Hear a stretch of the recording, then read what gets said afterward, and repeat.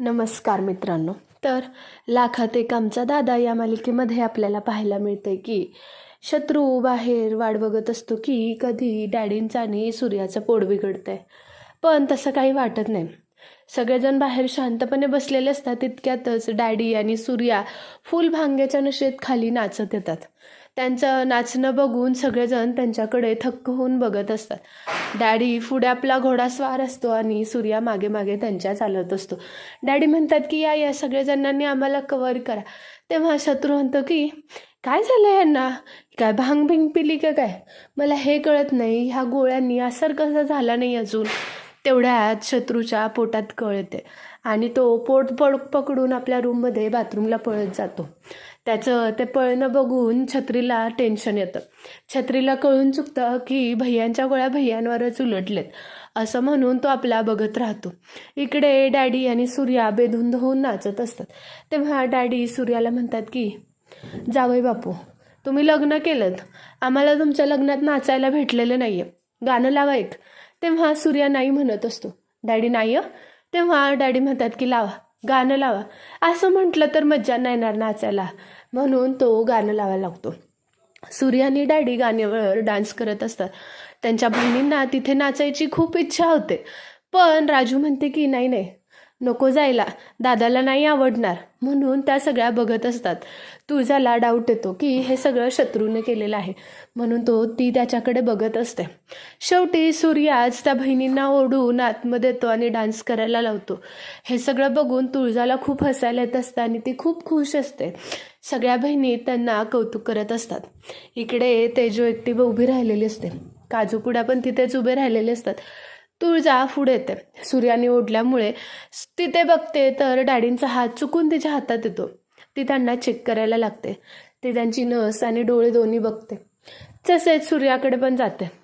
सूर्याचा हात हातात घेतल्यानंतर सूर्या सांगायला चालू करतो की तुळजा, मला ना तुला एक लय दिवसापासून सांगायचे.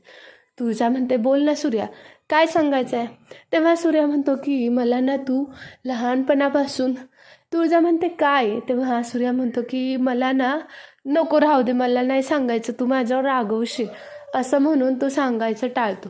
तुळजा फोर्स करून ती मनातच म्हणते की नक्कीच याला मला खरं काहीतरी सांगायचं आहे, पण तो नशेत असल्यामुळे सांगत नाहीये. ती म्हणते की सांग ना सूर्या, काय सांगायचं आहे तुला. हे बघून सूर्या म्हणतो की काही नाही, तू रागवशील, नाही मला सांगायचं. तुळजा म्हणते की नाही रागवत, सांग ना. तेव्हा सूर्या विसरतो.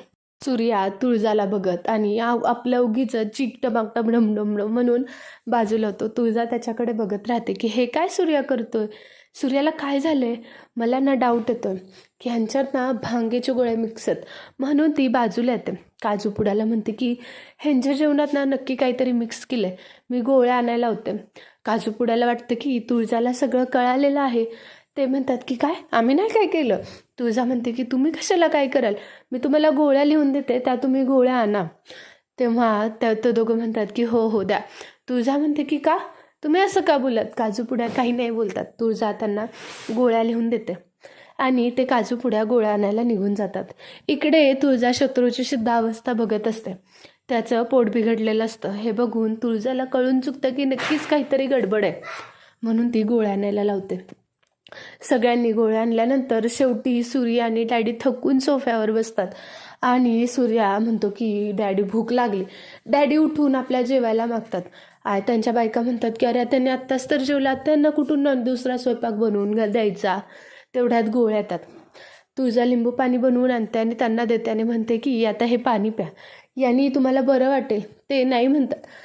डॅडी उगीच ह्याच्यावर लिंबू फिरवून दिलेलं पाणी असं म्हणतात. सूर्यासुद्धा डॅडींवर विश्वास ठेवून म्हणतो की हो, ह्याच्यावर ना लिंबू फिरवले, असं म्हणून ते पाणी प्यायला नकार देतात. तेव्हा ते गोळ्या देते. गोळ्या खावा, बरं वाटेल म्हणते. तेव्हा ते म्हणतात की कसल्या गोळ्या, आम्ही नाही खाणार, आम्ही नंतर खाणार. राजू म्हणते की तुम्हाला भूक लागलेली ना, त्या भुकेच्या गोळ्यात खावा, असं म्हटल्यानंतर ते खातात. सगळं शांत होतात. इकडे तुळजा आपल्या शत्रूजवळ जाऊन त्याला सुद्धा गोळ्या लिहून देते आणि म्हणते की शत्रू गोळ्या तुला बरं वाटेल. तेव्हा तो म्हणते की काय गरज नाही मला त्याची. तुळजा म्हणते की शत्रू, हे सगळं तू केलंयस ना. शत्रू म्हणतो की मी नाही काय केलं, असं म्हणून तुळजा त्याला चांगलेच उद्देशाचे 4 डोस पाजून तिथून निघते. इकडे सकाळ होते. थोड्या वेळाने ते दोघं शुद्धीवर येतात. सूर्याला खूप पश्चाताप होत असतो की आपण असं कसं भांग पिऊन डॅडींसमोर असं नाचलो, त्यांना नाचायला लावलं म्हणून तो हात जोडून माफी मागत असतो. डॅडीसुद्धा जाऊ द्या जावई बापू, झालं गेलं विसरून द्यावा असं म्हणून डॅडी सूर्याला माफ करून टाकतात आणि नॉर्मल होतात. ते दोघंसुद्धा नॉर्मल झालेले बघून घरातले सगळे खुश होतात. तेव्हा सूर्या माफी मागून म्हणतो की बरं ठीक आहे, आता मला जायला हवं, म्हणून ते जायला निघतात. डॅडी म्हणतात की हो हो, म्हणून त्यांच्या मानापानासाठी ओटी भरायचा कार्यक्रम ठेवलेला असतो. त्या दोघांच्यासुद्धा ते डॅडींच्या बायका नामोडून त्यांना त्यांचा पोशाख देतात. सगळं झाल्यानंतर डॅडी आपल्या पोरीसमोर जाऊन हात जोडून म्हणतात की बाळा मला माफ कर, मी चुकलो.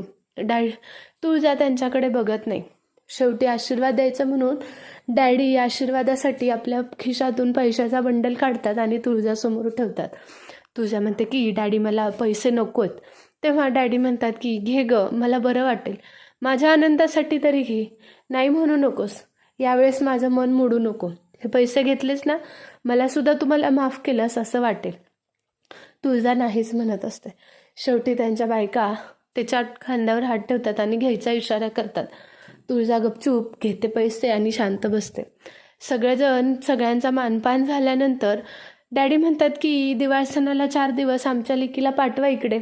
तेव्हा तात्या म्हणतात की हो हो पाठवू ना, दिवाळी आणि लक्ष्मीपूजन झालं की भाऊबीजेला घेऊन या.